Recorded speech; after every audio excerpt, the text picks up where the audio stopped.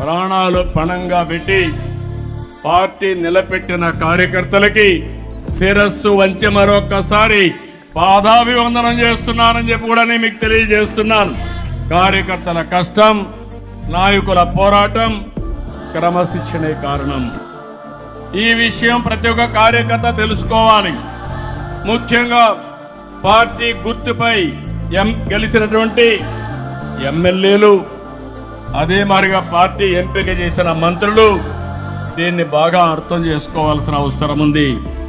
ప్రతి ఒక్కరూ పార్టీ సిద్ధాంతాలని, విధానాలని, క్రమశిక్షణకి కట్టుబడి ఉండాలి. పార్టీ కార్యకర్తల వల్లనే మనం ఎక్కడ ఉన్నాం అనే విషయం అనునిత్యం గుర్తుపెట్టుకోవాలి. పార్టీ కార్యకర్తలను పట్టించుకొని వాళ్ళని ఇబ్బంది పెట్టే నాయకులు నాకు అవసరం లేదని మరొకసారి మీ అందరికీ విజ్ఞప్తి చేస్తున్నా.